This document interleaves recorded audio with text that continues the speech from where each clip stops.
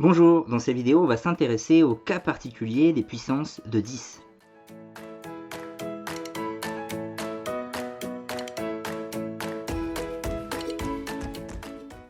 Alors, pour comprendre cette particularité, on va la construire ensemble tout simplement sur les exemples des puissances de 10. Alors, il va y avoir les deux situations à étudier, les puissances de 10 positives et les puissances de 10 négatives. On va commencer par les positives puisque ce sont les plus simples. Alors, on a 10 à la puissance 1. Bon, on sait que ça fait 10.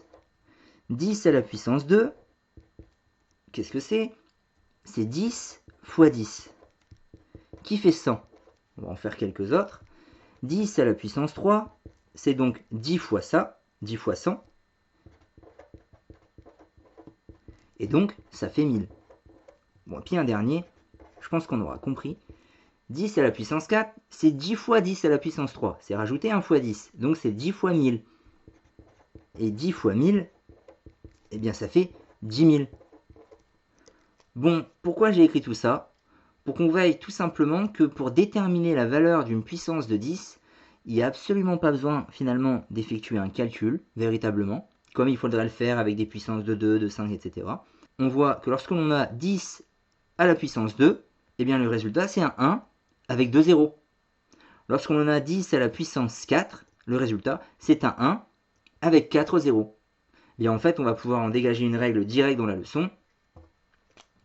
10 à la puissance n'importe quel nombre, qu'on peut appeler n, peut valoir 17, 80 000, eh bien ça sera un 1 avec n zéros. Si c'est 10 puissance 17, ça sera un 1 avec 17 zéros. Voilà pour le cas des puissances positives. Et donc on va faire le cas des puissances négatives. On va le construire également. Si on a 10 à la puissance moins 1, eh bien ça c'est 1 sur 10 à la puissance 1. Autrement dit 1 sur 10. Je vais continuer un petit peu. Si on a 10 à la puissance moins 2, c'est 1 sur 10 à la puissance 2, c'est-à-dire 1 sur 100. Et oui, on peut réutiliser ce qu'on vient de trouver à gauche. Si on a 10 à la puissance moins 3, c'est 1 sur 10 à la puissance 3, c'est-à-dire 1000.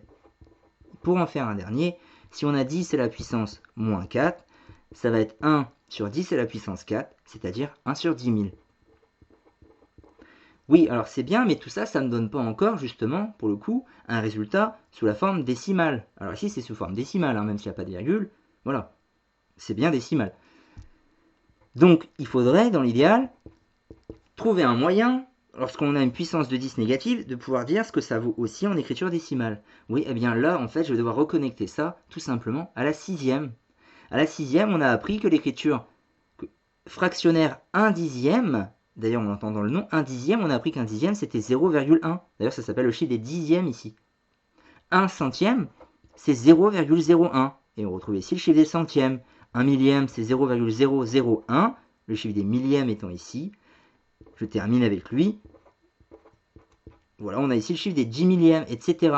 Et oui, c'est comme ça qu'on l'avait fait en sixième. Donc conclusion en fait, lorsqu'on a 10 à la puissance moins quelque chose, eh bien en fait ça va être sous la forme 0, et le nombre de zéros, eh bien, il est ici aussi indiqué par la valeur de l'exposant. Si on a 10 à la puissance moins 2, ça signifiera qu'il y a 2 zéros. Évidemment, le premier comptant également. Et si c'est 10 à la puissance moins 4, il y a 4 zéros.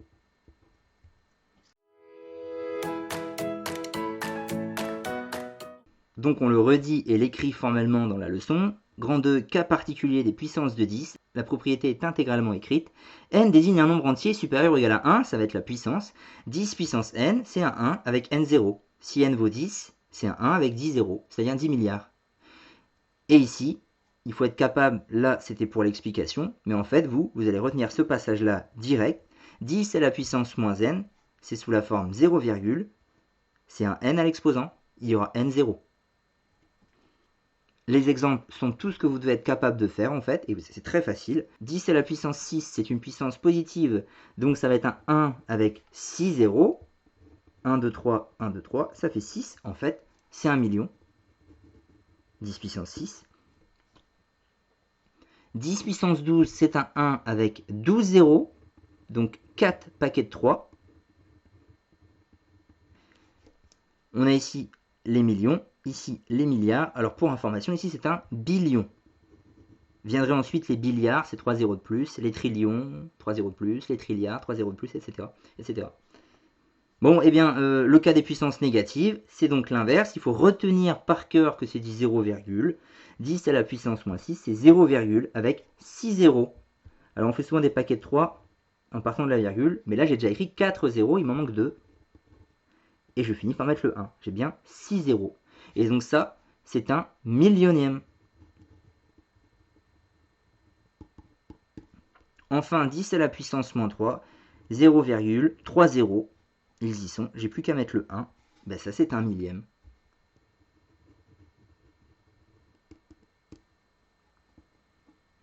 Alors je termine avec ce dernière partie, ce rappel. Alors il n'est pas connecté directement avec ça, hein, bien sûr. D'ailleurs, c'est un rappel de sixième. Alors c'est pour vous dire qu'il n'est pas connecté directement. Mais on va le faire ici puisque ça va nous servir plus tard. Multiplier par 1000 revient à décaler la virgule de 3 rangs. J'espère que vous vous en rappelez. Alors on va pas se soucier du gauche-droite, moi j'aime pas trop. Je pense qu'il faut être logique dans la vie et comme je sais que vous l'êtes, quand vous multipliez quelque chose par 1000, ça va 1000 le décaler de 3 rangs puisqu'il y a 3 zéros. Vous devez vous poser la question, est-ce que mon nombre il va grandir ou est-ce qu'il va diminuer lorsque je le multiplie par 1000? Bon bah vous savez bien qu'il grandit, c'est ce qu'on va mettre ici, de sorte que notre nombre grandisse. Bon c'est du subjonctif. Donc c'est comme ça qu'il faut décaler la virgule, ou placer des zéros, ça dépend. Donc là on a 34, on fait fois 1000. Bon alors c'est pas décaler la virgule parce qu'il n'y en a pas, en fait elle est à la fin, c'est rajouter des zéros. On en rajoute 3, il faut que notre nombre grandisse, on l'a dit. Voilà ce qui se passe lorsqu'on fait fois 1000. Bon, s'il y avait eu une virgule, il aurait fallu la décaler d'autant de rangs qu'il y a de 0 pour que le nombre grandisse.